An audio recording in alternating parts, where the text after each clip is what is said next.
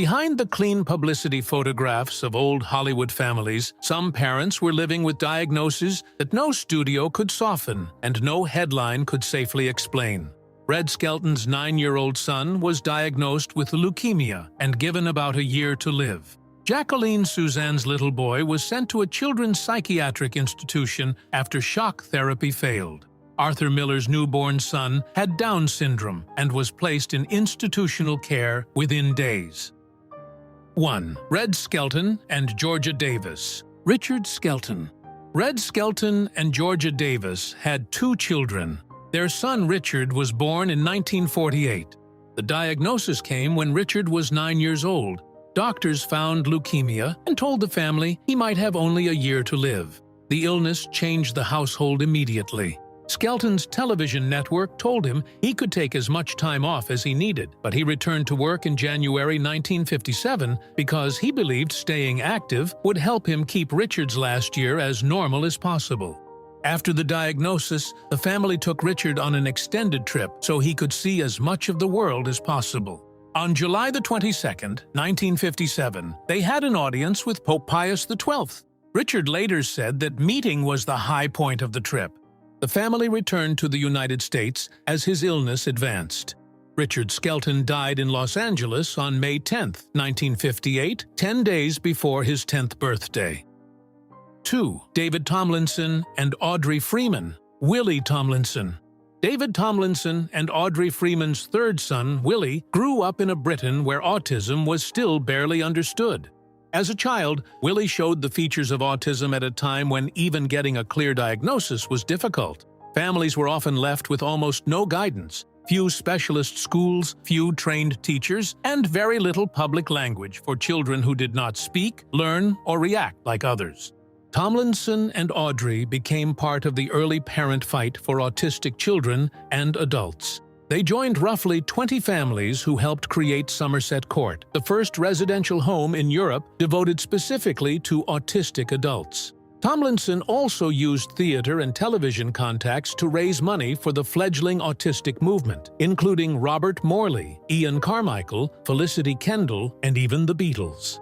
Willie later lived at Somerset Court, then moved to a nearby offshoot. He had his own workshop there and became known as a skilled craftsman in wood. 3. Julie Newmar and J. Holt Smith. John Jewel Smith. Julie Newmar's son, John Jewel Smith, was born in 1981 when she was 48. He was born with Down syndrome. For Newmar, the birth came after 3 miscarriages, and John became her only child. His medical problems deepened when he was still a toddler. He contracted meningitis, survived the infection, but lost his hearing. After that, communication became part of the daily care. John was deaf and non-speaking, and Newmar learned sign language so she could reach him. She later said visual things delighted him because sight became one of the main ways he connected with the world. The household adjusted around his needs. John lived with Newmar, made art, attended art classes, and spent time with her in the garden. In later years, his scoliosis also limited how much he could walk. Newmar had 2 longtime assistants who helped with meals, household tasks, John's care, and his art classes. 4. Jacqueline Suzanne and Irving Mansfield. Guy Mansfield. Guy Hildy Mansfield was born on December 6, 1946, the only child of Jacqueline Suzanne and Irving Mansfield. The first signs appeared in early childhood. Guy screamed, hit his head against the wall, and lost the few words he had learned. At 3, Dr. Loretta Bender, a specialist in children's psychiatric disorders, diagnosed him with autism, a condition still only beginning to be identified. Bender treated him with shock therapy. When it failed, she advised the Mansfields to place Guy at the Emma Pendleton Bradley Home, a psychiatric institution for children in Rhode Island. The family kept the truth outside the newspapers. Friends were told that Guy was away at school in Arizona because of severe asthma. The reason, according to people close to the family, was that his parents still hoped he might recover and did not want him stigmatized. In 2000, Guy was still living in institutional care and still receiving regular visits. 5. Ed Asner and Carol Jean Vogelman. Charlie Asner. Ed Asner's youngest son, Charlie, was diagnosed with high-functioning autism when he was about 8 or 9 years old. Before the diagnosis, the family did not have a clear name for what was happening.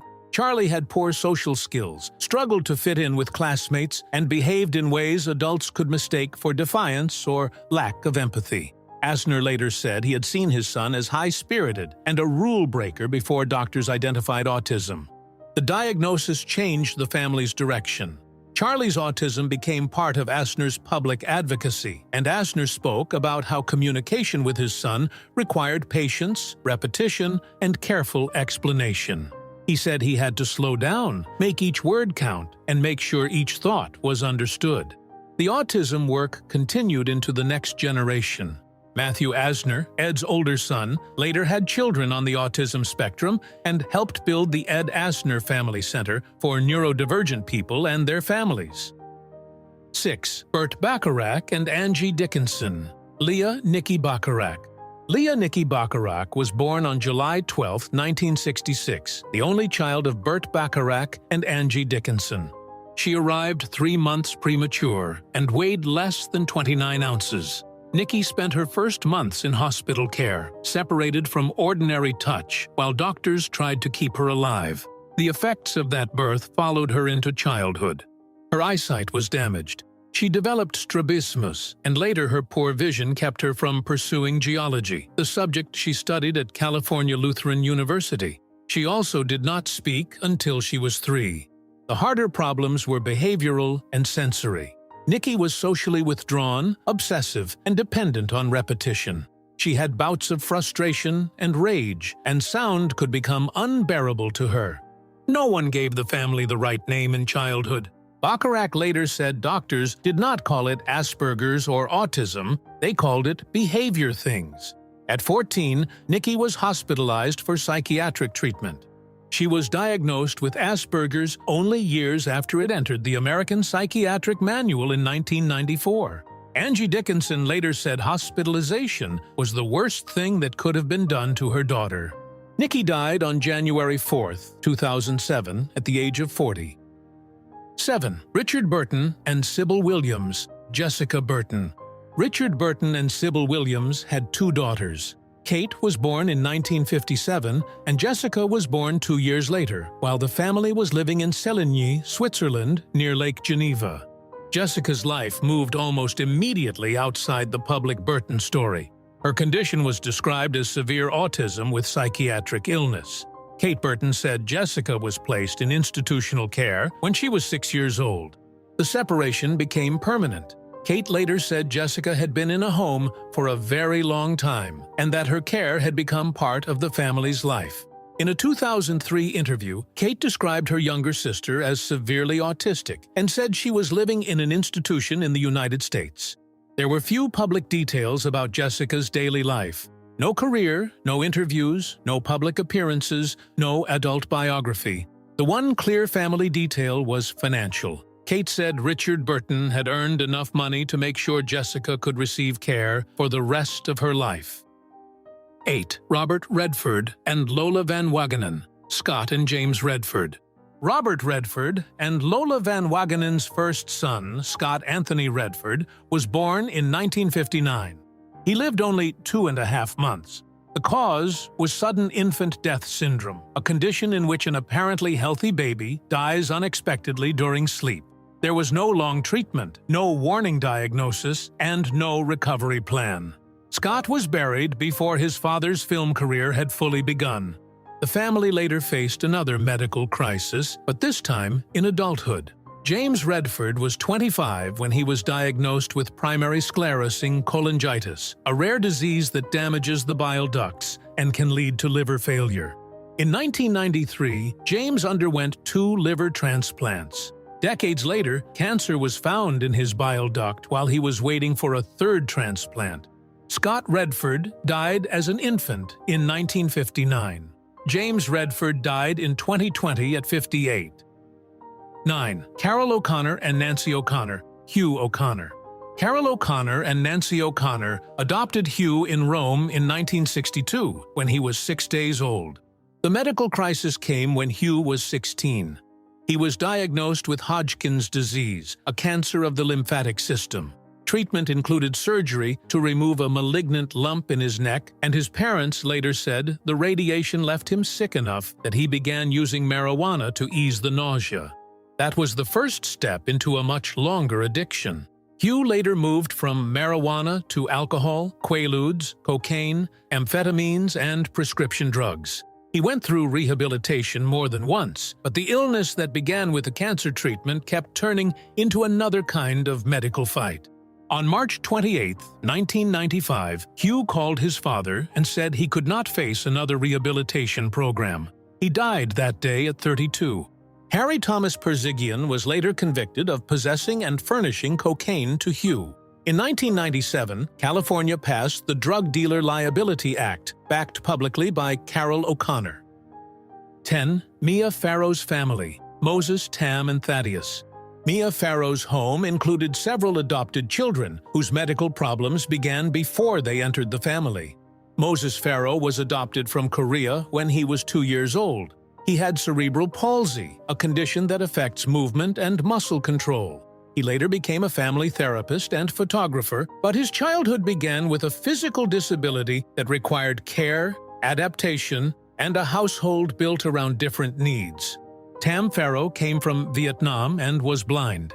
In New York, she needed special education, and Farrow tried to build a school plan around her disability. Tam died in 2000 with heart problems given as the cause. Thaddeus Farrow was adopted from Calcutta, India, in 1994. He was paraplegic and used a wheelchair. He had spent his early life in an orphanage before coming to the United States. 11. Olivia de Havilland and Marcus Goodrich. Benjamin Goodrich. Benjamin Briggs Goodrich was born on September 27, 1949, the only child of Olivia de Havilland and writer Marcus Goodrich. His illness began when he was 19. Doctors diagnosed him with Hodgkin's lymphoma, a cancer of the lymphatic system. Benjamin survived the first fight and continued building a life outside Hollywood. He graduated from the University of Texas, worked as a statistical analyst for Lockheed Missiles and Space Company in Sunnyvale, California, and later became an international banking representative for Texas Commerce Bank in Houston. But the cancer story did not end with survival. Reports on Benjamin's death describe a long illness and connect his final condition to the after-effects of Hodgkin's treatment. For patients treated for Hodgkin's lymphoma, late complications can include heart disease years after treatment. Benjamin died in Paris on September 29, 1991, 2 days after his 42nd birthday. 12. Neil Young and Peggy Young. Ben Young. Ben Young was born in 1978, the first child of Neil Young and Peggy Young. The diagnosis came in infancy. Neil later wrote that when Ben was about 6 months old, a doctor told the parents their son had cerebral palsy. Ben's condition was severe. He had major physical disabilities and could not speak in the ordinary way. The next problem was school. Ben needed teachers who could work with children who had severe speech and physical impairments. Neil and Peggy could not find the right place for him. In 1986, they helped create the Bridge School in Hillsborough, California. The school was built for children like Ben, children who needed help communicating, learning, and taking part in ordinary life despite severe disabilities. Ben later graduated from Half Moon Bay High School in 1998. 1 year later, he started a chicken farm on the family ranch. 13. Arthur Miller and Inga Morath. Daniel Miller. Daniel Miller was born in November 1966, the second child of Arthur Miller and Inga Morath. The diagnosis came at birth: Down syndrome. Within days, Daniel was placed in a home for infants in New York City. When he was about 4, he was moved to Southbury Training School in Connecticut, a large state institution only about 10 minutes from the Miller home in Roxbury. Inga Morath visited him often, reportedly almost every Sunday. Miller rarely spoke about Daniel and did not mention him in his 1987 memoir, Time Bends. Southbury was overcrowded by the early 1970s. Former staff remembered Daniel as friendly and able, but also remembered children living in large rooms, wearing communal clothing, and growing up with little personal property. Daniel left Southbury at 17, moved into a group home, and later lived with support in a more independent setting. Before Miller died in 2005, Daniel was included equally in his will. 14. Bob Denver and Dreama Denver, Colin Denver. Colin Denver was born in 1984, the son of Bob Denver and his fourth wife, Dreama Denver. 2 years later, Colin was diagnosed with severe autism. His condition also included a seizure disorder. The diagnosis changed the household immediately. Bob and Dreama moved back to West Virginia, near Dreama's family, and their daily life became centered on Colin's care. Dreama later said people wrote to the family website asking where Bob had gone. They did not know he had stepped away from the old career rhythm to care for a severely autistic child at home. The Denvers spent the next 2 decades caring for Colin full-time. Dreama said they did it without outside help and gave up everything for him. In 2004, Bob and Dreama formed a non-profit foundation to help children with special needs and their families. Little Buddy Radio was created as part of that work. 15. Sylvester Stallone and Sasha Chak, Sergio Stallone. Sergio Stallone was born in 1979, the second son of Sylvester Stallone and Sasha Chak. As a baby, he appeared briefly in Rocky II, playing Rocky Balboa's infant son. At home, his parents began noticing signs that did not fit ordinary development. Sergio was quiet, withdrawn, and hard to reach through normal communication. At 3, he was diagnosed with autism. The diagnosis changed the family's daily life. Sergio did not become a public Hollywood child. He was kept mostly out of the spotlight, while Sasha carried much of the work at home.